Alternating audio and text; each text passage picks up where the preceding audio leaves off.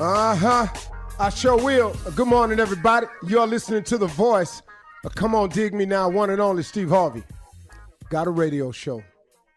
Well, I got to tell you something, everybody. And this is great news for everybody. That I'm going to share something with your principle of becoming successful at whatever level you choose. It can be successful in a relationship, successful in the family. Success is maybe considered to you becoming a homeowner. It could be being debt-free. Your idea of success could be $60,000 a year, $50,000 a year, $100,000 a year. It doesn't matter. If you're considering it, if you're wanting it, if you have a desire to become successful, I want to share with you the very beginning of that. If no one's ever done it, I'm going to say the beginning of it today. See, Scripture makes it very clear for us that the only thing you need to become successful is already inside of you. It's not an external need. God wouldn't do that to you. He puts the core basis of everything you need inside of you. So if you discover it, if you tend to it, nurture it, fertilize it, and water it, it grows, it branches out. Then it reaches out externally and it starts grabbing things outside of there to make it even bigger, stronger, better, last longer. But in the very beginning, you don't need anything. It's all within you. And if you cultivate your relationship with God, it comes out, it flourishes. Now, let me tell you, that thing that I'm talking about is a God-given gift that he has given to all of us. We all possess it. It is all within us. Everybody has a gift. Had somebody told me what I know now, back then, I would have saved myself tons of mistakes. I just didn't know the principles. I had to learn them all. Well, one of the principles of becoming successful is your mindset. You got to get your mind right. Now, this mindset is simply a decision that you can make. I can't get it for you. I can tell you what to do, but you got to make the decision. You that's listening have to decide, you know what? I'm going to go on and get at it. I'm going to stop renting. I'm going to become a homeowner. You know what I'm going to do? I'm going to stop living check to check. I'm going to put a budget together. I'm going to stop stepping out on my family. I'm going to go home. I'm going to get it together. I'm going to stop using. When you make these decisions, that's correcting your mindset. Now, the closer connection you have with God, the more help you get sustaining the mindset. How many times have you started to do something and you stopped? How many resolutions have you made at the new year and stopped by February? Over with by mid-January, done in March. Because if you don't have a clear connection with your Creator to help you carry out, the other force out there, that evil force, is designed to get you not to reach your goals, get you not to come to resolution with whatever the resolutions are you made, so you can consider yourself not worthy or a failure or unable to do something. But the more things you are able to accomplish, the greater your confidence grows. So we got to get your mindset together. Your mindset is a decision that you have to make. When you make the decision, you can begin the process. Your mindset is also a will of yours, a will along with the decision, a will, a willingness to do right, a willingness to change, a willingness to be better. It's going to then cause you to have to make a decision to make a change of direction. Don't go where everybody else going. You got to go your way now. You can't follow the crowd. You got to take a less traveled path. You cannot do this without changing your direction. You can't keep hanging with the people you've been hanging with if you want to be different, because they not. Then you have to develop an obligation to yourself. You've got to say, you know what, for me and my family, or if you don't have a family, for me, I owe it to myself. I have an obligation to myself to be the best me that I can possibly be, to be the best self that I can possibly be, to be the best father, the best man, the best husband, the best wife, the best mother, the best daughter, the best son, the best student, the best employee, the best owner. You have an obligation to yourself to give yourself a shot at the best life you can. That's an obligation. You owe that to yourself. Why would you not live the best life that you possibly could? You have an obligation to yourself. Why would you cheat yourself like that? Why would you take yourself and never allow yourself to see the goodness that's already in you, to have the abundance that's been promised to you, to go and explore all the riches out there that's available to you? And but one of the worst ways that you can rob yourself of the joy of your obligation is to keep comparing yourself to somebody else. Because guess what, man? That ain't your life. You ain't Jay-Z and Beyonce. You're not Oprah and Stedman. That's not who you are. Quit looking around at everybody else. That comparison of everybody else will keep you broken. It'll keep you unhappy. You won't even be able to be grateful for what you have because you steady talking about what you don't have. That's not the way, man. You have an obligation to yourself to be the best you can be, not the best them. You're not them. Stop trying to be them. Be the best you. It's cool. You got a nice little house. That's cool. You know how many big houses is empty and filled with hate and resentment? I'd rather have a smaller house filled with joy in it than to go to a big house. Man, Prince got a line in a song that says, I realized in its best disguise, a pretty house don't make a home. Man, don't you know I know how true that is. So I'm just trying to tell you. Now, another part of the mindset is taking dead aim at your life's goals and ambitions. What are they? What are your goals and your visions? What do you see for yourself? What do you dream about? If you knew you couldn't fail at whatever it is you were attempting, what would you go attempt? See, that's what we need to be after. It's a mindset, y'all. It's a decision. It's a will. It's a change of direction. It's an obligation to yourself. It's taking dead aim at your life's visions and goals. Come on, man. You got to get your mind wrapped around this thing. You owe it to yourself to live the best life you can be. Come on, man. Talk to God. God got something for you. You just got to check in with him. You're listening to the Steve Harvey Morning Show. Ladies and gentlemen, without further ado, it is time. It's morning time. Come on now. Okay. We gather today 6 o'clock or so. Mm-hmm. That's right. Wow. That's right. With intentions of eye lightening, intentions of commodaricalness. We come to you with the intention of informatization. We are here in the morning time. That boy can write a word. In spite of the crisis that's going on around the world, we that are here are blessed and highly favored. That's All right. right, Pastor. Amen. Walking that walk, Yes. talking that talk, Yeah. and jaywalking when I walk. Jay. All right. Sermons ain't gotta have no meaning. They just got to sound like it's one. Fix it. I say, look here. Welcome to the baddest morning show in the land. Yeah. I know there's others, but them is imitations. Come Yes, on, they Pastor. are. I You better know it's preach. folks with radio shows, Yeah. That's right. but they ain't got us on it. You better That's right. minister. You better. I know of some shows I think is pretty good my damn self.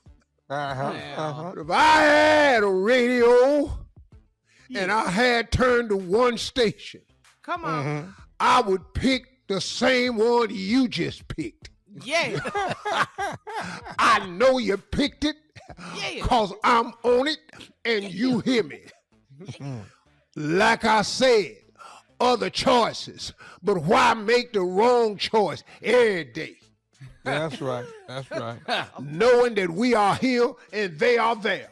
Come on That's now. right. That's right. Ladies and gentlemen, let me introduce him to you. A man with a large nose, great, big old lips. Bring yourself Come on, out. Pastor. Face has grown in width over the years. Okay. Mustache, Yeah. Yeah. world famous. Yes, he is. That's true. Got more credits Mm-hmm. Got a lot of than Equifax. Oh, you better come on. Credit. He has told more jokes Yeah. than these other radio shows have attempted. Yes. Ain't nobody on in the morning more funny than me. And when I come back, Yeah. I'm going to introduce me to you and the rest of the morning crew. They are here standing by. But I done took off down the road of foolishness. And I didn't know how to get off. Sometime when you go down the road of foolishness, it ain't no exit. So we on this road, and I'll be back at the bottom of the hour. In the name of the Steve Harvey Morning Show, we be right back. right back. You're listening to the Steve Harvey Morning Show. Right now, it's time for the nephew to run that prank back. Are your lights on? Sound pretty simple. Cat dog, if you would. Harmless. Hello? Hello, is I'm trying to reach a. Who's calling? They call me Pepper. I live. I think I actually live in an apartment behind you. I think our apartments are up against each other. Are you in unit? Who want to know? Actually, I want to know. I'm calling you. I got a little bit of a problem. I actually live in which is the apartment that's our apartments are back to back with each other. And I don't mean no harm, man. But you are though, right? Yes. Okay. Here's what's going on. Took me a long time to try to figure this out. But when you come home in the evening and you turn your lights on, my oven and stove come on. And I'm talking about every aisle on my stove is on and burning hot. How do you know that's because when I turn my lights on? I done figured it out. It just seemed like every time, I hear you when you close your door, and I every evening I'm like, why is my oven and my stove coming on? And I'm talking about my whole kitchen just 100 degrees in there behind the stove being on like that. Okay, did you call maintenance? From my understanding, I'm on the list, and they're not going to get to me for a couple of days now. So I'm asking you, Miss, if you don't mind, to not have your lights on until they come get this fixed. Okay, so you asking me not to turn on my lights for 3 or 4 days and, to sit in the dark. Well, I'm just saying, it's only going to be for a couple of days. I know it's a little bit of an inconvenience, but, I can't be over here in the house, damn, they're about to burn down. Are you listening to what you're saying?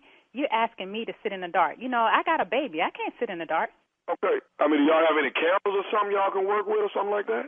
I have to give my baby food, milk. Really, you want me to sit in the dark and you don't want me to turn anything on. I got to feed my baby. I understand, and much respect to you and your child. Much respect. But what I'm trying to explain to you is, we have to look at the big hazard here. The bigger hazard is that I'm over here with fire on.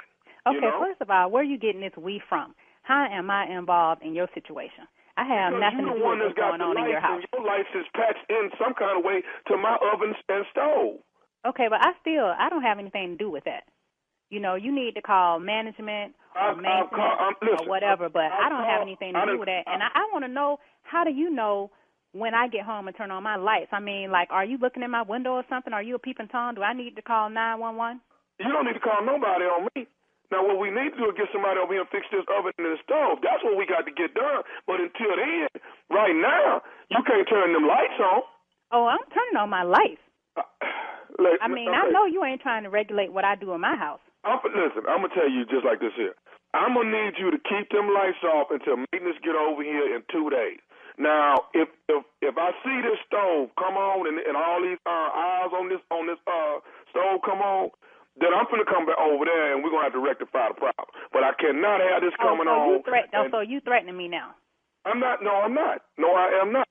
I'm telling you not to turn the lights on. That's what I'm asking you to do. Well, I can't sit in the dark, and I'm going to turn on my light. So, you're going to have to deal with it. No, I'm not finna deal with it. You're going to have to actually turn the lights off. Now, I understand. Do you have somewhere you can go stay? Oh, me? Do you have somewhere you can go stay? I'm not leaving my house. I don't have a problem. You're the one with the problem. I'm not finna leave here and then you turn it on and then the And if you come over here and knock on my door, you think you see fire in your stove, you're going to see some fire. I can show you some fire. Okay, listen. I'm trying to work with you as calmly as I can, okay? You're not trying to work with me calmly. Okay. The only thing you're doing right now is you're trying to tell me what to do and run my household. Okay, if you're not going to work with me, then this is what I'm going to do. Because I already found out where the breaker is. I'll just go and just turn all the power off. So you don't have your power on at all. Wait a minute. What the No, you can't turn my breaker off. Are you crazy? I got to do what I got to do. I can't start no fire around here. How you get my phone number anyway? I mean, how you know my name, my number, all that? You know what? My about to come home, and he going to put the foot up your I don't care if he put your in the oven, and we set your on fire. What the you talking about? You going to damn turn the breaker off. Hey, hold on. I'm trying to sit over here and prevent a fire for the whole complex, and you up in here trying to commit. This is like arson for you to turn that on. I don't give a You already got a problem. So I'm just going to add fuel to the fire. You call me. And again, I want to know how you got my number.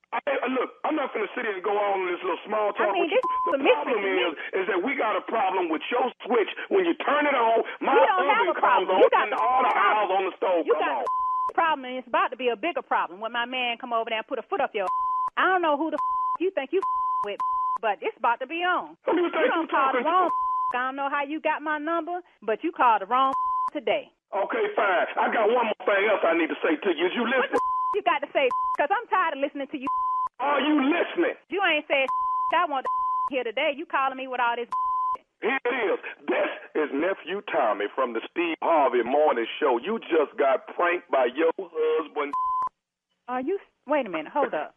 This is who? This is Nephew Tommy from the Steve Harvey Morning Show. Your husband got me to prank phone call you. Are you serious? Is this for real? I don't believe this. I can't believe this. You all right? I was ready to put a foot up in somebody's. I don't believe I just got pumped like this. Okay, I got to ask you one more thing. What is the baddest, I'm talking about the baddest radio show in the land? The Steve Harvey Morning Show. You got it. There you have it. Ain't no other way around it. That boy's was so sweet. That boy's so He said, sweet. I want you to be in there for 2 days without the lights on. I understand you got a child. I got that part. You know what I like? You know what I like about black women? They will put their man out there when he ain't there. You wait till my man get home. Oh, he's on and popping. Right. That's it. She know he gonna do it. That's the joy of having a man. Hello. Coming up next, Ask the CLO with Chief Love Officer Steve Harvey in the building, ready for your love questions right after this. You're listening to the Steve Harvey Morning Show. All right, here we go. As promised, this is for the ladies. We want to help you, get you to get your man to open up because, you know, they don't like to talk about stuff. No, they don't. You know, They don't. they don't like to talk about their share feelings and all that. And women, as women, we love that. Yes, So, we do. yeah. So this is how to get your man to talk about his feelings. And Steve, please see if you agree with this. Guys, see if you agree with this because they're not known to do this. So ladies, if you're tired of guessing how your man feels, here are some pointers for you to get your guy to share. All right, Steve, let's see if you agree. Be trustworthy. How about that? For a guy to open up. Hell no. What? We stop right there. I'm sorry. I didn't even hardly get it I'm not out. understanding what you're saying. For if a guy you want to your man to open up, what? Okay, yes.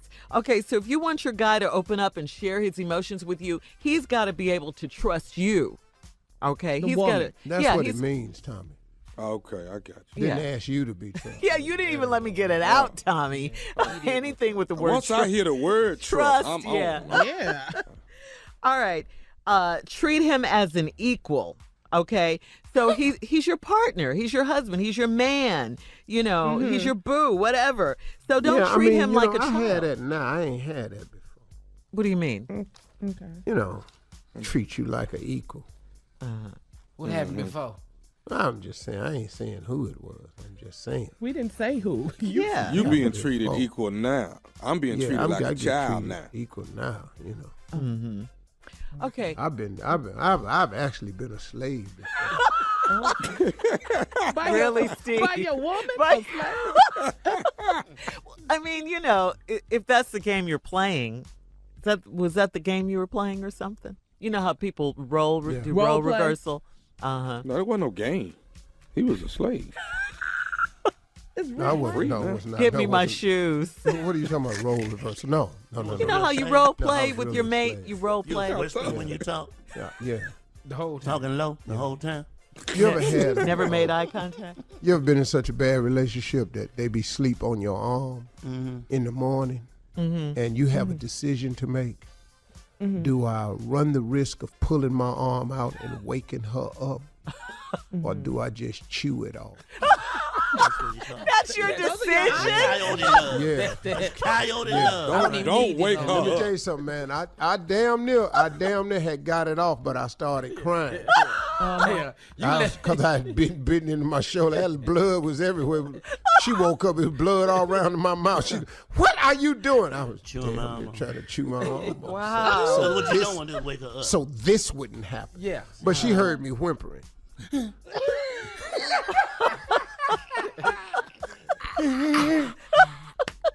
Wow, Steve.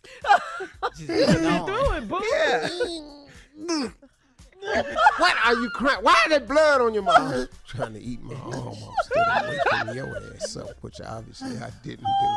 There's blood everywhere on these sheets. You done messed these sheets up. What are you doing? I'm sorry. Hey. I was trying to leave your ass sleep is what I was trying to do.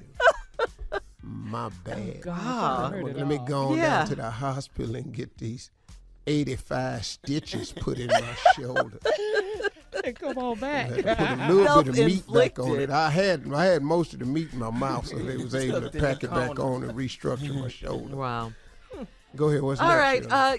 Like compliment him when he does something well. That's a good way to get him to open up.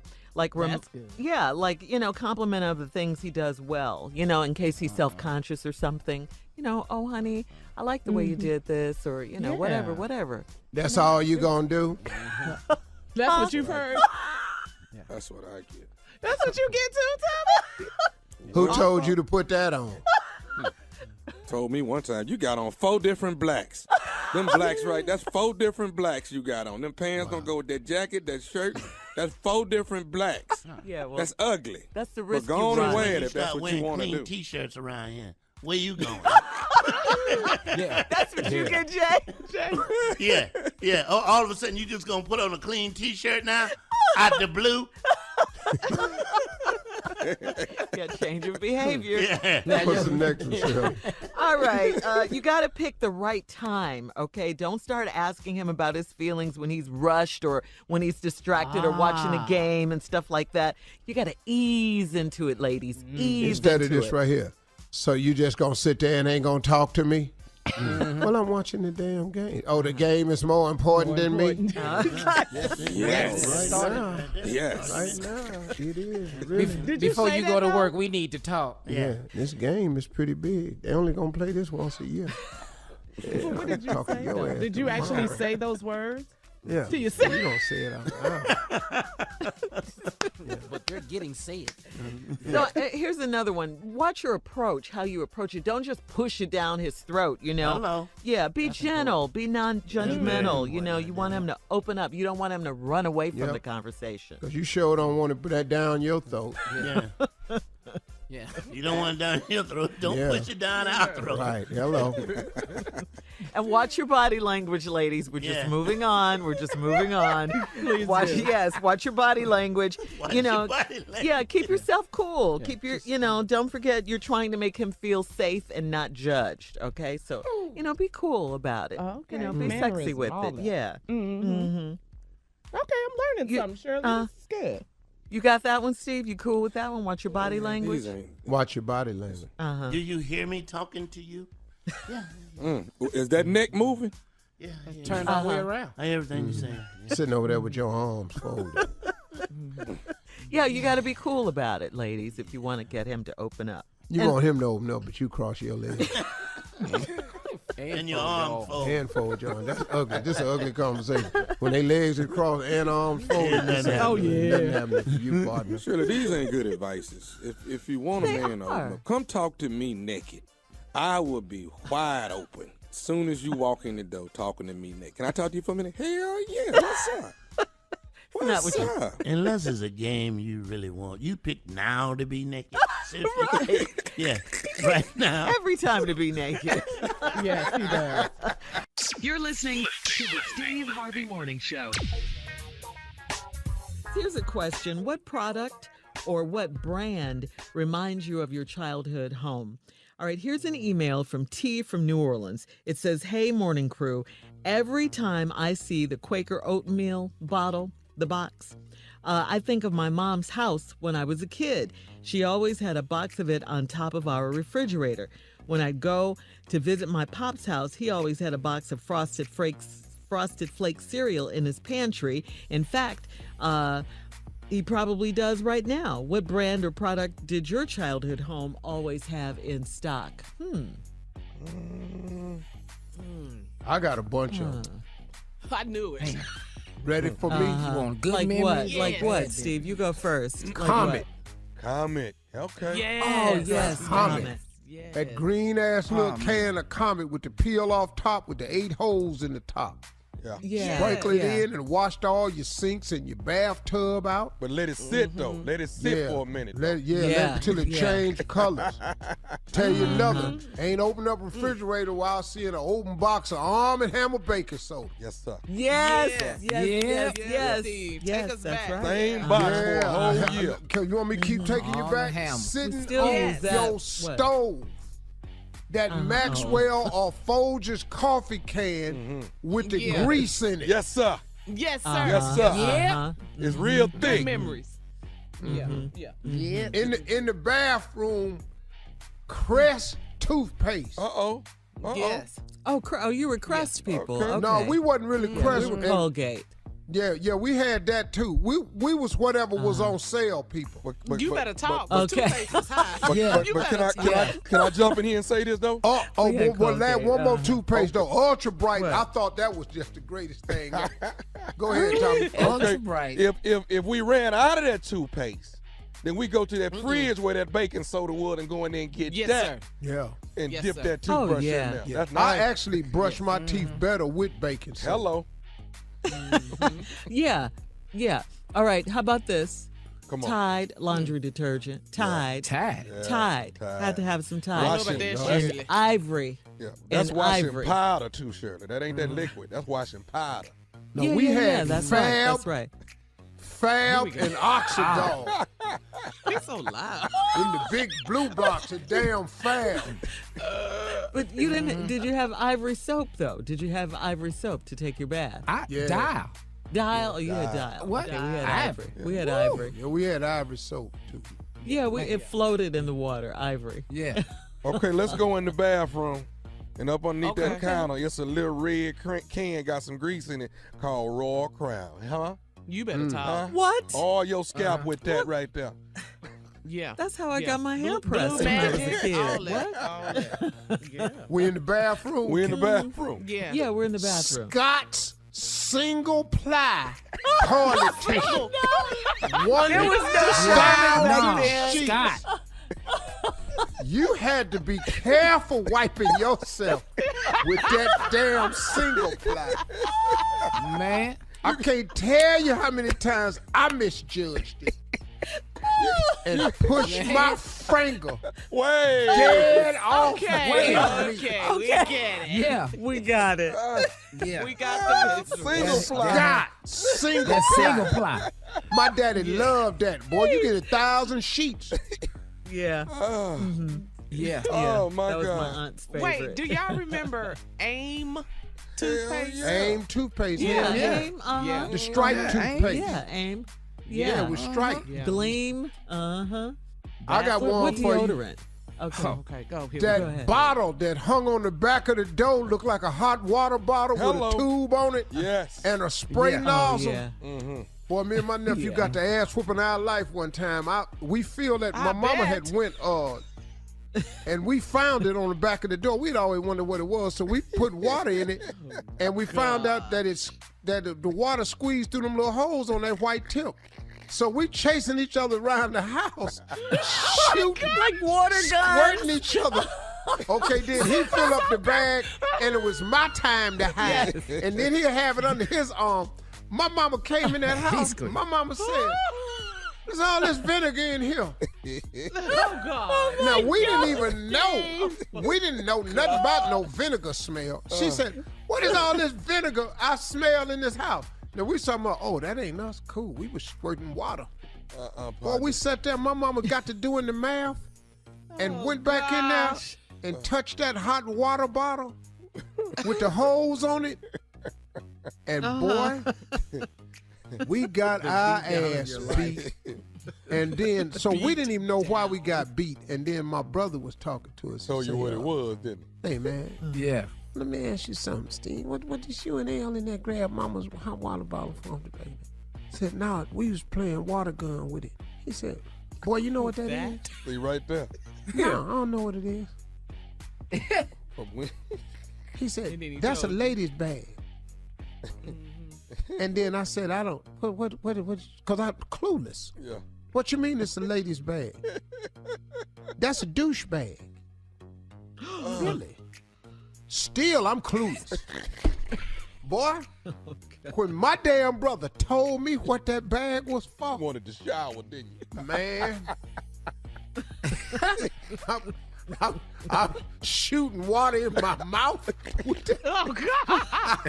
I'm firing full blast. I got the bag under my arm, mouth wide open. Oh, my God. That's when I said, that's when I first found out. I said, well, that water a little tangy in there.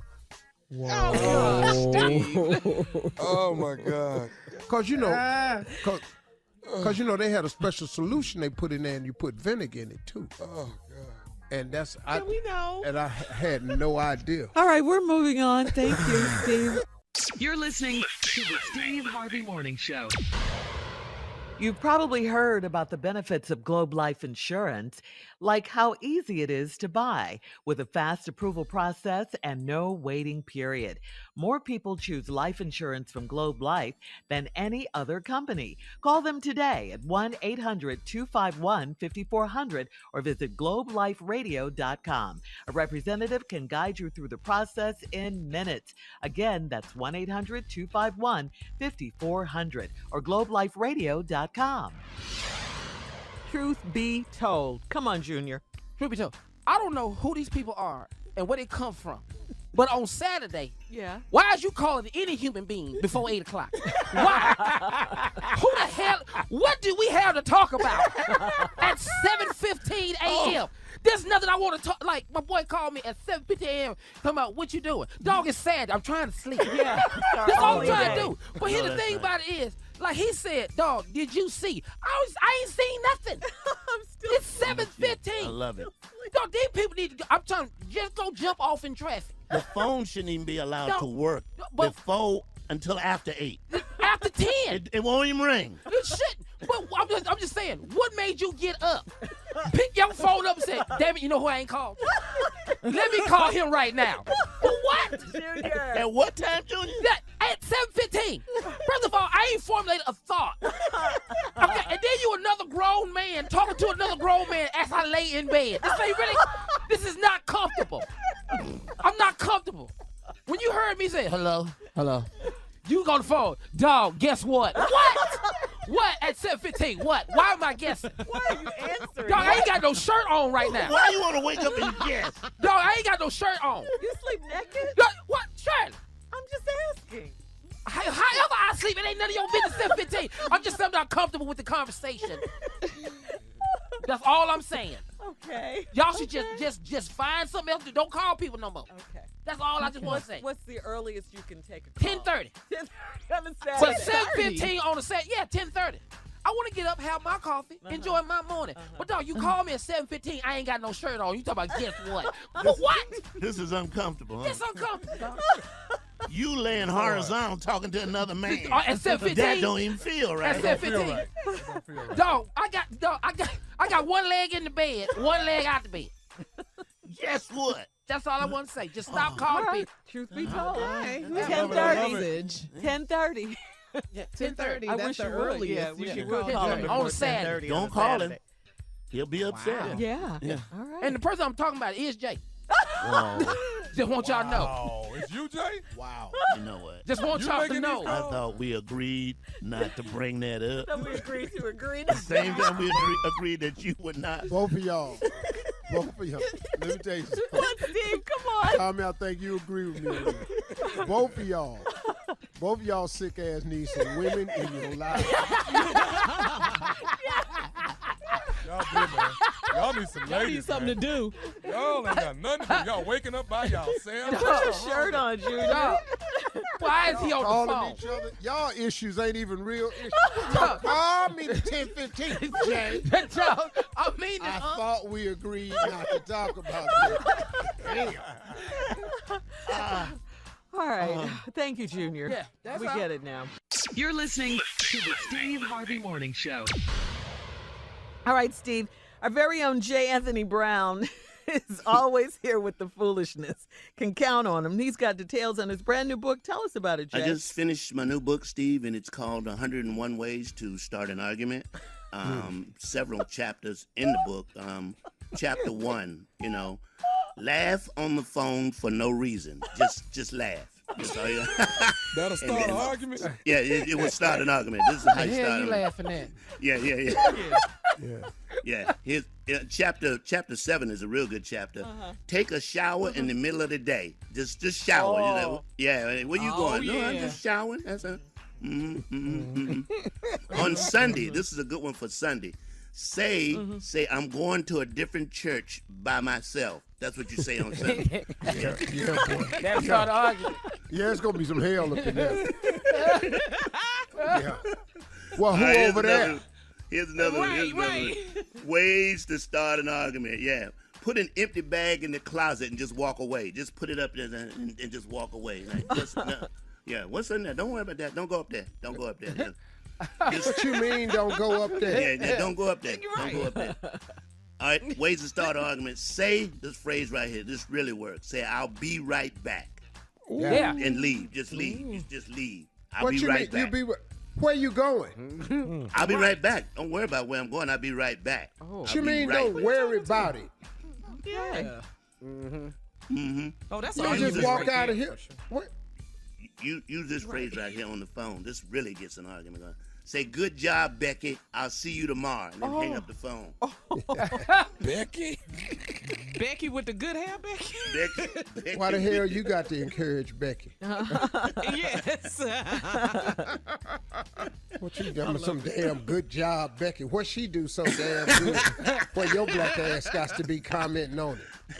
This is from my new book, How to Start an Argument. Ask your mate, your lady, when's your friend coming over here? When the Oh my God! Oh, you lost. Yeah. You can't do that. in a while. Mike, She ain't been over here in a while. When's she coming back? She's single, huh? Ain't she single? Oh no. yeah, that starts an argument right off the top. Yeah. These are pretty good, Jay. Arguments Yeah. right here, boy. Ways to start an argument. No matter what movie she say she want to go to, you say, "Oh, I seen it already. I seen it already." Oh, you're done. Oh, you going to movies now? Oh, okay. You had time to go see it, You saw Hustler already? boy. Yeah, I seen that. Well, let's go now. I seen that. Here's another one. Here's another one. Ways to start an argument. You on the phone and you laugh real damn loud, and then you start whispering. Jay, you've been married a bunch of times, boy. And this is why he's divorced. Jay. Yes. Jay, Yes. can I You give know you how to one? run somebody off, dog. Jay, can I give you one? Give me one. I'll put it in the book. Go ahead.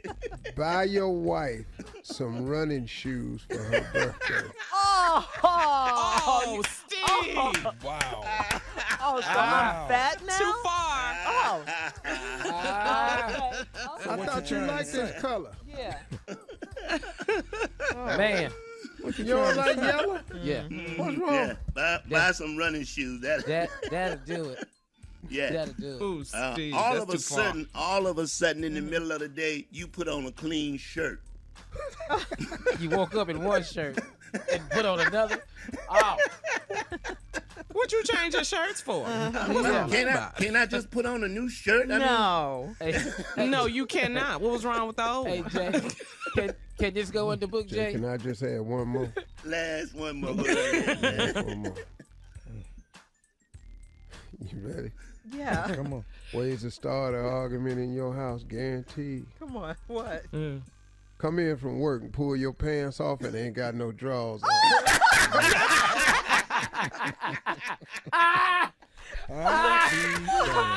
All right, thanks, Jay and Steve. You just commando with it. The nephew up next with today's your drawers. today's prank phone call. Right after this. What's wrong? You're listening to the Steve Harvey Morning Show. Coming up at the top of the hour, right about 4 minutes after, it's my strawberry letter for today. Subject, her family is ghetto, and she doesn't even know it. Right now, though, we'll get to it. Right now, the nephew is here with today's prank phone call. What you got, Neff? Go on, tell him what I got, Sherry. Go on, tell him.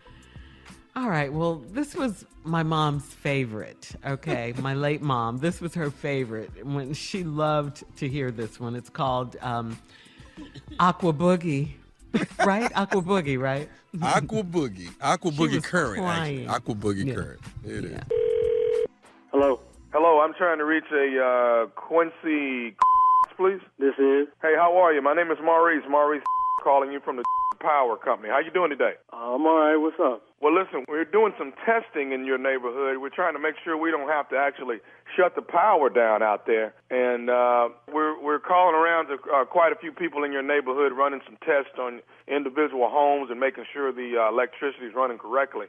Can I get you to do a few things for me and see if, and the quicker we get through with this, sir, and it's a possibility we won't have to turn your power off at all. I know you don't want us to have to come out and turn power off, and you got stuff in your refrigerator that can spoil and things like that. So we want to try to get this done, and hopefully the power with the test that we run, it'll run correctly, and we won't have to do anything. Okay? I don't know nothing about no electricity though. You know what I'm saying? So. No. I understand that. Don't worry about that. All right. Here's what I need you to do. Now, how big is your house? How many bedrooms you got? 4 bedrooms. 4 bedrooms. Now, you have upstairs, downstairs? It's 2-story. Okay. All right. So here's what we need to do. If you can. This ain't gonna take long though, right? I got it because I'm in a hurry, man. I ain't gonna have a lot of time. No. This won't take long at all, sir. Can I get you to take your breaker and shut down everything upstairs, and we're gonna run a test on the stuff downstairs right now. It'll be real quick. All right. Just shut everything off. I want you to keep the downstairs open and keep that so we can run our test on this thing. All right. Everything's shut. Everything's down. Okay. You turned off everything. Upstairs. I just turned off all the switches. Okay. Here's what I need you to do. I need you to turn on your television and then turn it off. Downstairs? Downstairs. How many TVs you got? I got 2 TVs downstairs. Let's turn them both on. Hang on. All right, they both on. Okay, now you got a microwave in your kitchen? Yeah, I got a microwave. Okay, turn that on. It's already on, man. I can see the lights on. It's got the clock on it. That's got that double Atron thing that's going through there. It's a whole different type of current. I just want to I don't know nothing about what you're talking about, but I got to get to work, man. So the microwave's on. It's running. No. I want you to actually turn it on. I want you to actually push like a minute or two on that thing. What's that got to do with anything, man? Come on now. I mean, what I got to do? No, this is a test, sir. What I don't want to have to do is come out there and turn your power off. And I don't want to do that. You got a lot of food in your fridge, I'm sure, right? All right. Hey, look, it's on. Microwave's on. TV's on. Okay. Now, open your refrigerator. Work, man. The electricity works downstairs. Okay, but listen now. I know, but what we got to do is we got to make sure that this stuff isn't overpowered. Now, can you open your refrigerator? Yeah, man. Do you see the button that actually has? I mean, you can you can push it and the light will go out. You know what I'm talking about? Come on, man. You ain't got nobody to just be able to check something outside, man. I mean, I'm in the fridge. I understand, but push that button 5 times for me and see what it does. The what?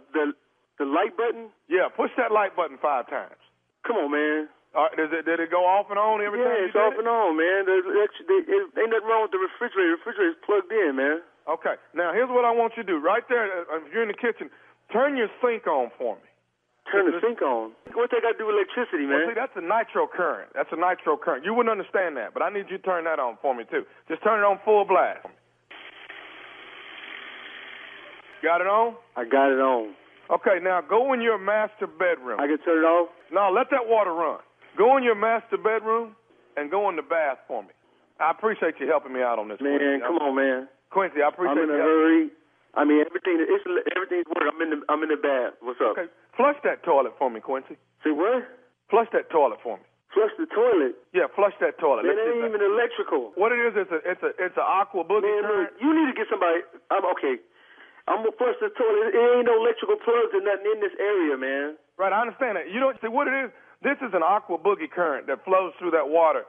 Flush that thing for me one time. Yeah, that's it. Okay, all right. Toilet works, man. You ain't got nobody in the area that could come out here and just check this out, man. Quincy, I'm trying my best not to come out and turn your power off. And I know you got somewhere to go. Why you gonna turn my power off, man? You supposed to be making sure the power stay on. Right, I understand that. Now, Quincy, do you have a blender? Yeah, I got a blender, man. I got a blender, I got a TV, I got a refrigerator, and they all work. The toilet works, everything works. All right, what I want you to do is get this blender, and we'll just throw you a few cubes of ice or something in there and turn that thing on for me. Come on, man. We're almost done. I got to get to work, man. Just work with me, Quincy. I appreciate it, man. This is just a blender. Come on, man. This some bull. Yeah, that's that isometric current. Electricity work in this house, man. You need to check the next house. You don't have no problems with no smoothies or nothing in that thing, do you? You serious? Man, what the hell that got to do with anything, man? I got to get to work. I understand. Listen. A minute, man. This going too far. Okay, have somebody come out here or do this because I need to get to my job. And I understand that. Well, I could just call and have people go through the damn house playing scavenger hunt. I got to get to work. Okay, now listen, Quincy, one last thing. Are you able to shut that breaker, put that breaker back on, and then shut off downstairs and then go upstairs and check some stuff for me? Shut off what? Shut off the breaker downstairs. Go ahead and turn it. I'm not shutting off no breaker downstairs. I shut off the one upstairs. We done turned on every damn thing down here. You didn't have me. I got the blender. I done turned on the microwave, the refrigerator. Come on, man. Flushing the toilets and I got to get to work. Quincy, I need you to lose this attitude you got. I need you to get somebody down here to do this. My electricity in my house work. It worked for you. Call me. The only thing ain't work is my ain't at work because I'm here doing this bull, playing off and on. Get somebody in here. This work. Now don't piss me off and make me turn it all the way off. Piss you off. My work. And when I get back from work, my still should be on. I got one more thing I need to say to you, Quincy. It better be the last thing. This is Nephew Tommy from the Steve Harvey Morning Show. You just got pranked by your sister, Gail.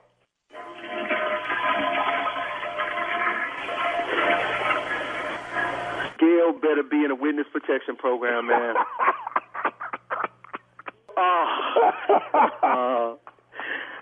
Let me turn this water off, man. You got Hey, man, let me ask you something, man. What is the baddest, I'm talking about the baddest radio show in the land? That's got to be the Steve Harvey Morning Show. And Tommy, you call me again, they going to be the show used to have Tommy on. That right there thoroughly goes to Miss Helen right there. Okay. Having those people go all over the house doing all this stuff. He's so crazy. All right, here we go. Coming up, Strawberry Letter. We'll get into it. Subject, her family is ghetto. She doesn't know it.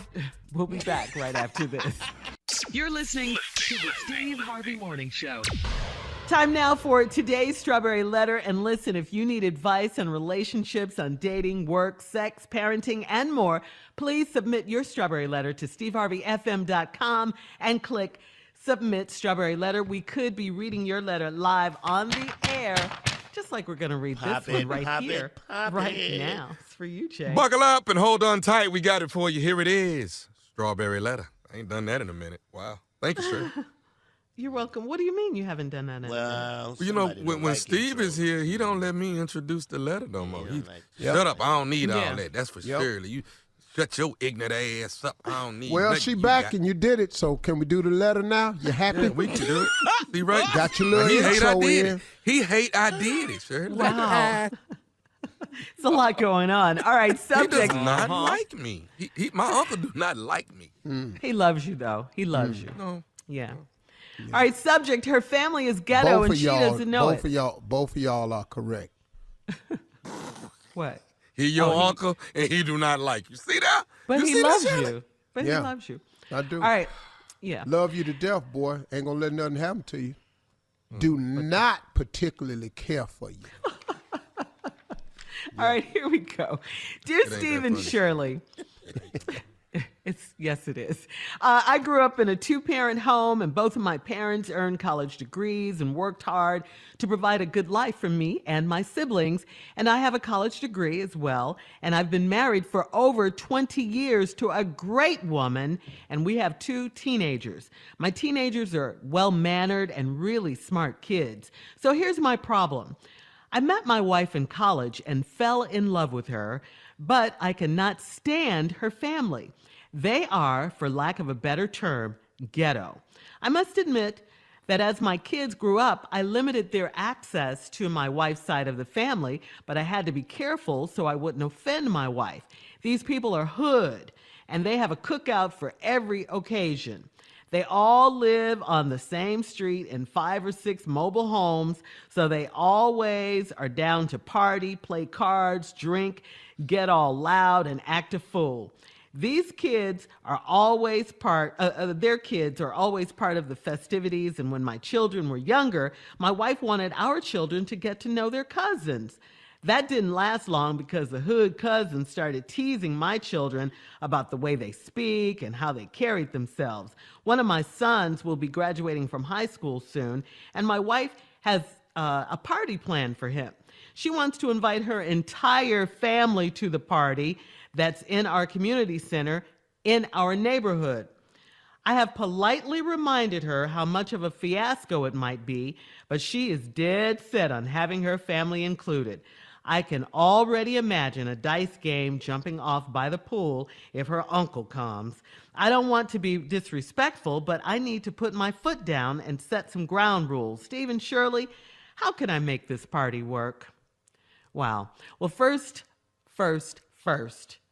no alcohol. I have to say that. No alcohol, because that's when the stuff jumps off. No alcohol, okay? None. Don't have any. They're going to be mad, but you can't have any alcohol because they get that in them, and it's just no telling.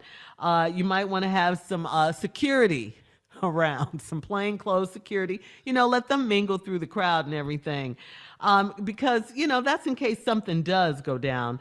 In the meantime, though, I got to tell you this. You gave us a lot of information in your letter, about you graduating from college. You and your wife have been together for 20 years. She's a great woman. You fell in love with her. Your kids are great. Their hood cousins make fun of them and everything. I just say, in the meantime, this is a teenage party. Remind people of that. So it should be okay because it's for the teenagers as long as the grown folks don't act a fool. The adults just have to behave. You love your wife. You said that. You love your wife. You fell in love with her and you don't want to offend her. So please be mindful of that. That these are her folks. She wants them to be included. She loves them and really she wants them there. So I mean, hood or not, ghetto or not, as you call it, they're gonna be there because this is what the wife that you love wants. So no alcohol and a little bit of security might help you. Steve? Well, how many minutes I got here before I get started on this? I just wanted to say that I completely and totally disagree with everything Shirley said. Your damn children need these people. Yes, they do. Nobody give a damn. Both my parents earned college degrees. My mom and daddy my daddy ain't even finished elementary school. My mama got a high school diploma. That's it. Ain't none of my brothers and sisters been in no college. That's it. I went and flunked right out. I got a college degree as well. I've been married over 20 years. Well, everybody don't make it 20 years. Hip, hip, hooray for you, partner. Are you bitter, Steve? You sound No, I'm just going to tell him what, because he think he's somebody. Yeah. You got these two teenagers. They well-mannered and really smart kids. They book smart. They ass ain't street smart. Stupid ass need to get with these cousins, show them how to handle themselves out there in life. You got a family that's got 5 mobile parks down the street from each other, all of them in trailer home. He need to know these people. What? Because something could pop off. You needs them people. You mad and stuff. You don't want them around there. For lack of better term, they ghetto. Everybody on this morning show from damn ghetto. It's a lot of good in the hood. But you think, because you got this little degree, oh, you think your ass is somebody and you special. Well, you ain't. You're mad at him. Yeah, hell yeah. And I'm going to tell you why when we come back. Hell yeah. Sitting up here because he got a little punk-ass degree. All right, listen, that. Steve, hang on to that. So we'll have part 2 of your response coming up at 23 minutes after the hour. Today's Strawberry Letter subject, her family is ghetto. She doesn't know it. We'll get back into it right after this. You're listening to the Steve Harvey Morning Show. All right, Steve, come on. Let's recap today's Strawberry Letter, which you are so mad about. It's the subject, her family is ghetto, and she doesn't know it. Oh, in here tell me, so damn what?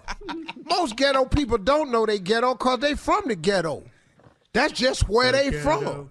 That's just where they live. Now, you sitting up in here because both your parents got college degrees, work hard, you and your siblings, you married, 20, great woman, 2 teenagers, both of y'all got degrees, you met in college, but you can't stand her family. Well, her family probably can't stand you either.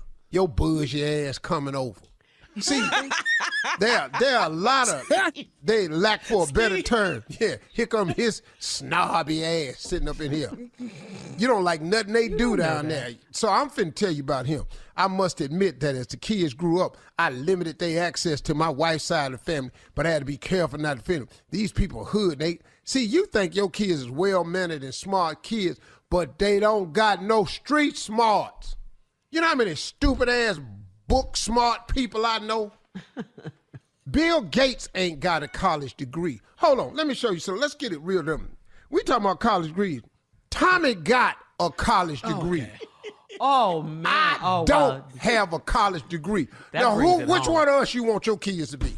That brings it home, Steve. Tommy got a college degree. I ain't. Who you want your kids to be? Probably neither one of us. But if you had to pick one, would you pick his stupid ass? That's all I'm asking you. Got a college degree, ain't got a damn brain in his skull. So much for your little damn college degree. They have a cookout for every occasion. They live on the same street in 5 or 6 mobile homes. They always down to party, play cards, and drink. Damn it, what's wrong with that? You got to do something. We've been working all week. We got to have some fun. We ain't got a whole lot of money, so we gonna play cards. That's what's the matter with your punk ass kids. They don't know how to play spades. They can't play dead whist. They don't know how to. They don't play tunk. They don't shoot dice. Little punk ass kids gonna go off to college. They ain't gonna know a damn thing. He gonna get their ass hustle. They gonna go in Times Square. Somebody gonna have a 3-card Motley game set up. Take all your little ignorant ass kids' money. Somebody gonna have a shell game set up. Take all your kids' money. Oh, yeah, but they're going to go visit. Everybody go to Times Square. Your little kids going to come back broke. The kids are always a part of the festivities. Your kids probably need to learn how to play tunk. How the hell you grew up and don't know how to play tunk? You can't shoot no damn pool. My wife want our children to get they know they cousins because your wife is right. Because she know you ain't taught them a damn thing. And sat up here and taught them all that book knowledge and all that. And they told me they're just getting their ass whipped every time they go to the playground. He did not say that, Steve. Well, I'm telling you what it sounds. This is what I'm reading in the letter. I'm reading all this in the letter. Your wife want them to know they cousins because they damn daddy soft. They didn't last long because the hood cousins, they want them to come over and could start teasing your children about the way they speak and how they carry themselves. This ain't the last time they gonna hear this. The hood cousins was getting them ready for life. Why are you mad? That's what hood Because cousins do. they sitting up in here and not honoring the value of these hood cousins.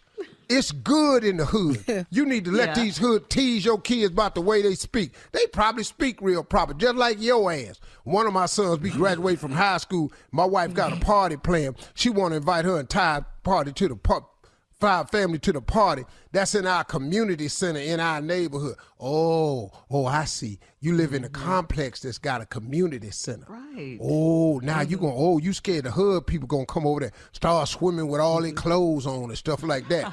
Gonna bring a grill out there. Because, we travel with grills in our car. I had a grill in my car till I was 34 years old. Sorry to mention. Yeah, kept a grill in my car. Charcoal lighter fluid too, and a fishing rod. Whoa. Hell yeah. Never know when I run across the lake. I need something to eat. I was homeless. I ain't had no time to deal with this punk ass letter. And you was sitting up in here. I politely remind her how much a fiasco it'll be if I invite them people over there. But she dead set on having her family included. I can imagine a dice game jumping off by the pool if their uncle come. Who don't like to shoot dice? That's a great game. Oh, hell no. I know you ain't say we can't shoot dice. Wait a minute. How the hell we can't shoot dice? We at the swimming pool. Steve, can I Black please people ask you a don't question? swim. So what else is they gonna do? Your uncle can't swim. He got some dice. We standing around. We ain't doing it. You hold on, Shirley. We shooting dice. I don't want to be disrespectful. I need to put my foot down. You can kick the dice. Put your foot down. If they roll and you kick it for a hit point, you can kick the dice. Yeah. Get a rethrow. Fade. I need to make some ground rules. Why can I make this party work? Your ass don't go. Now what you want to ask me, Shirley? So you're rolling around with a fishing pole because you get hungry, so you'll go get some fish and then catch it and bring it back and cook it on the grill that's in your car? No, I take it up to the rest area because they got them cast iron grills already dug into the ground. We threw parties. My brother still got card parties at his house. When my oldest brother died, we stopped for 6 months because we was mourning, but we back now. All right. Thank you, Steve. Post your comments on today's Strawberry Letter at Steve Harvey FM on Instagram and Facebook. Coming up at 46 minutes after the hour. That's why the majority of my friends ain't got no damn college degree. Okay, we'll be back. You're listening to the Steve Harvey Morning Show. What's the biggest lie you ever told? Tommy, started off. My oldest son, when he was younger, he wanted to go to PG-13 movies. I always knew it was going to be something that he didn't need to see. So he didn't know, but I would tell him, hey, do you know what PG-13 means? He's like, no. I say, that means only 13 people can go in the movie. So when we would get there, I say, it's already 12 people in there. We can't go in there. It's too late. And he would be like, wow, we don't never get here in time enough to see any PG-13 movies. We're going to have to go see a G movie. We're going to go see a G movie. We'd be all up in Lion King. We not going to see PG. Your mama ain't finna be mad at me. PG-13 is what it is. All right, come on, Junior. What you got? What's the biggest lie you ever told? I need to make sure that my mama ain't listening. Oh, man. So. You know, Miss Alicia listens. I was at football 16 years old. And my mama let me take her truck to practice. And, after practice, my boy get in the truck. We driving back. I took my mama brand new Blazer and backed it and got it stuck on the side and dented the whole left side on a school bus. My boy said, man, I can't let you go back home with the truth. You got to say that bus backed into you. Okay. Boy, he said, you can't walk in. Your mama brand, they got this tag still on it. It ain't no license plate.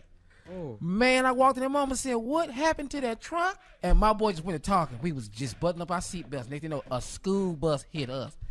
My mama bought that for about 2 months.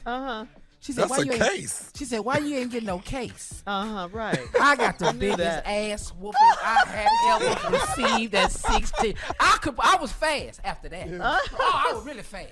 All right, come on, Steve. The biggest lie you've ever told. Last one. What you got? So many.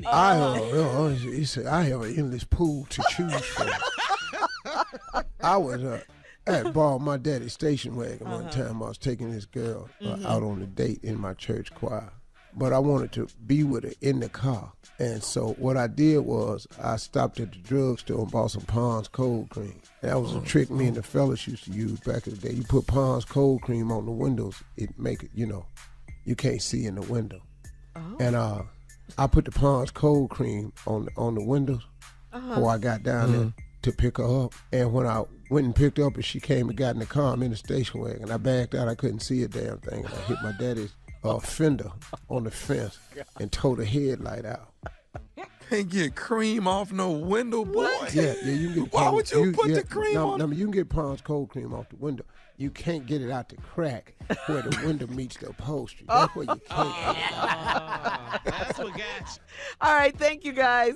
You're listening to the Steve Harvey Morning Show. All right, so guys, here's a question for you. Do you have a hiding place in your home to just have a few minutes alone? Everybody should have some place, some little getaway place that they can have some me time. For instance, some women like to have what they call a she shed or a small room that they can read in or just chill in. You know what? I love the bathroom. Men usually go into the garage or their man cave or the basement or someplace. Do you take an extended break in your home hiding place? Do you do it every day is the question? Or does your family know not to disturb you when you're in your favorite room or your hiding place? Come on, Steve. I know you take time for yourself. Yeah, You've I do. Always done that. Yeah, I go to San Diego. You leave the house? Yeah, get the hell out. Can't follow me down there. Damn grandkids know how to use the elevator and everything. I'll be damned. I'm going to San Diego. It's beautiful there. I don't care if it is. It's just they not there. Shirley, you got one? Yeah, I will be in my bathroom for hours. Okay. Hours. In the bathroom? In the bath, because I have a TV in there and, I do my makeup, yeah. I don't mean the water closet. You don't let's mean the just say toilet? that. No, Oh, I don't mean that. I spend most of my time in the bathroom. No, not there. I just mean in the outer part. Yeah, that's a separate little With the room. bathroom. I got my TV right in front of the toilet and a computer. Now, that's how you go. Yeah. From now on, that's how you go. I don't miss nothing because when I'm watching the game, I just get up and go on in the bathroom. It's on the wall right in front of you. That's fly. fly. That's fly. I ain't done that one. Up a little high where you can keep your head up. You don't want to look even. Keep your head up. Your digestive tract is more open. Wow. Just slightly above eye level. What about you, Tommy? I'm in my theater. Oh, I can get away from him in the theater. Oh, did you hear that rich ass Yeah. Did you hear that, Junior? In the Now, show. you said a rich ass statement There and I you ain't go. say nothing. That's You nice. said my kids my grandbaby's on the elevator. I ain't say nothing about your elevator in your house. See, I didn't I ain't say even it. pay that no attention. I know you was did. saying I was going to, because I San can't go Diego. up or San Diego. down. Go ahead, T. You got a theater? More now? rooms in this chateau. I thought I had it limited. Stop. Okay. Stop. All right, well. How Hey, y'all Junior. bypass his elevator on my theater? Hey, Junior. Huh? Which one of your rooms in your house is your theater? Yeah, let's hear from the poet. Oh, I don't have none. A theater? What I had to do is take some drapes and put them on the side of the TV, make my ass a theater. With the remote. When I'm promoting that, if I'm gonna make a theater, hold on, y'all, come out the kitchen. Them drapes gonna catch you. If I'm gonna make a theater, that baller, boy, that chateau must be nice. I ain't been yet though. Me, I go to my theater. What? Early. It was. Never mind. The what? The what? Nothing. I can't say nothing. How many seats in the theater? I'm Tommy? not telling There's you. so many they can't find him in there, Junior. Shut up, Steve. Woo, where's Daddy at in this here theater, girl? Go down front, see if he down there. I said, Go down to the theater. I better take my ass down to AMC. Go look in the balcony and see if he up there. Daddy! Man, dog, You asked me where I go to get away. That's all I said. Man. Well, the Lord is still blessing. He blessing you, man. I didn't even know you had a theater, Tommy. I'm sitting up here talking to you like you ain't had one. I got to change how I talk to you. How were you talking to him at first? Like he ain't had no theater. Now he got a theater. I got to change how I talk to him. Man, Mr. Nephew now. Hey, Mr. Nephew, what time you go down to the theater? I don't want to hear it. So, Steve, in case you don't make it to San Diego, what room in your home do you go to? Where do you go in your house? I go all the way down to the basement. What's down there, though? Down there, just a little man cave I got. Oh, okay. All right, Big Steve. Oz. All right, coming up, more of today's trending stories on the Steve Harvey Morning Show. And we'll be back in 20 minutes after the hour, right after this. We'll be in the theater. Yeah. You're listening to the Steve Harvey Morning Show. How many friends do you guys have? I'm not talking about social media friends. I'm talking about real friends. Now, according to a new survey, the average American has about 16 friends. Of these 16 friends. What? Yeah. Ain't nobody got no damn 16 friends. But, Steve, this is according to a new survey. That's What true. new survey? Okay. Nobody got no damn 16 friends. Yeah. Yeah, and they say of these... Who that friendly? They say of these 16 friends, 3 were described as friends for life. 5 were people they really liked and would hang out with one-on-one. And the other 8 were people the respondents said they liked but would not spend time with them one-on-one. The survey also found that the average American adult hasn't made a new friend in 5 years. So, Steve, I got to ask you, it begs the question, how many real friends do you have? 16 or less? Probably got 5. 5, you can count them on one hand. True friends, yeah. I'm talking about ride or die, don't give a damn, let's go. Mm-hmm. Top 5. Yeah, That's it. Mm-hmm. Yeah. I'm talking about where with it, 5 maybe. Mm-hmm. Hard to make new friends at the. And I ain't made a friend in 5 years. How? Where? At work. At work, Steve. That's where you are all the time. How many friends you got, Tommy? I would say 3. Oh, wait, 3 can and we a possible continue this dog. conversation when we come back? 3 and a Sure possible. we can. Oh, like you playing spades. All right, we'll be back. We'll pick this conversation up when we come back at 33 after the hour. You're listening to the Steve Harvey Morning Show. All right, Steve, we were talking about how many friends do we have. There's a new survey, and it says that the average American has about 16 friends. Of those 16. That's impossible. Well, this is how they break it down. 3 were described as friends for life. 3 you have for life. 5 were people you really liked and you would hang out with one-on-one. And then the other 8 were people the respondents said they liked, but they wouldn't spend time with them one-on-one. Then that's not your friend. Yeah. And then they say the average American adult hasn't made a new friend in 5 years. I know that. And you know why? Tommy. You don't have time to learn nobody else. All them learn you. Yeah. Yeah, you got Right. trust. Yeah, and all that. there's a trust factor. Yeah. Man, when he say something that's right, I it throws me can't off believe a little bit. Yeah, you get quiet. I noticed you get It quiet, just throws Steve. me off. But it was right. He was Yeah, he was on 100% point. correct. Yeah, he was. Man, you ain't got time to learn nobody, man. What? But it sounds like with this group right here, we don't use that term loosely. Like, Oh, no. friend. No. When I call you a friend, Yeah. Come on, dog. No. yeah. No. I you can can't- count on you no matter what. Yeah, that's It's a 5 friend. of them dudes in my world. Yeah. I'm 62 years old. Yeah. And it's about loyalty too. It's And, about and my good ones done died. Yeah. yeah. Right. Yeah. That's what's cold. Look, I know like my friends for life, Butch, Ricardo. So, you look at Butch and Ricardo. I've been friends with Manny since I was 4.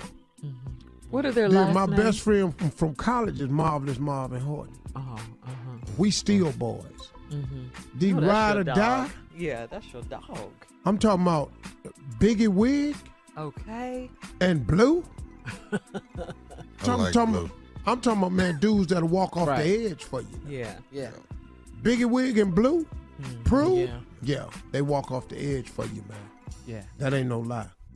Ricky Lewis, good ass brother too, man. But I got I'm dudes counting my friends that I call like Steve Perry. Yeah, Dr. Perry. Dr. Perry. Yeah. Oh, this is my dude, man. He climb down in the hole with me. Yeah. What do you call that group that's after friends, but they still cool with you? Acquaintances. You know what I'm saying? But you're not in that top. You're not in that 5. Well, maybe it's levels of friends. Yeah. You know, 'cause they can still be friends, right? I think that. I think that, levels and of that's it. what they were saying. Some people are with you ride or die, and then others are. You'll spend time with them one-on-one. You know. Yeah, I think there are different levels of friendship. Because I know some people that I call them like New York, like short for New York, like NYK. That's what I call. I just put them in the NYK group, like New York. NYK. York. All right, well, we'll be back with more of the Steve Harvey Morning Show. I'm missing. I know, coming up at 49 after, some closing remarks coming up as well, right after this. You're listening to the Steve Harvey Morning Show. Steve, we're here at the last break of the day. Just one more thing, your closing remarks. What do you have for us today? Well, I think I should talk about dreams because it's such a major component to your success. Dreams are such an important component to success. You can't underplay dreams. See, let me tell you something. Education is necessary for certain fields and professions. You want to be a doctor, a lawyer, a dentist, a pilot, a scientist, a teacher. Education is so necessary for many professions in this world. But there is nothing, and I repeat, there is nothing more important than your dreams. Your dreams have value. Your dreams wake you up in the morning. The dreams give you hope. You know, I'm not saying education doesn't do that, but education don't wake you up in the morning. It's what you dream and hope of becoming with the education that wakes you up. It is your dream that causes you to even get an education. If you want to fly a plane, and that's your dream will cause you to do the things necessary to accomplish the dream. That's why I tell people, educators and all, if we spent more time talking to our children in our school system about their dreams and visions, we could reduce the dropout rate. But what we're doing is we keep talking to kids about the education, and we're not talking about the kids for the reason for the education. You got to get your education because you got to finish school. Finish school for what? We have got to take time out to talk about their dreams and visions. I tell parents all the time, if you're not talking to your kids about dreams every 90 days, that's a mistake, man. That's a mistake because young people change more often than you think. But if you're not revamping your dreams every 90 days as an adult, you're making a mistake. Because guess what? You change also. Now, you may not change as often as your children because you become a little bit more subtle when you're older. But you've got to refurbish these dreams. You got to dust them off. You got to keep reminding yourself of what the purpose is because the dream provides purpose. You wake up in the morning because of what you dream to be.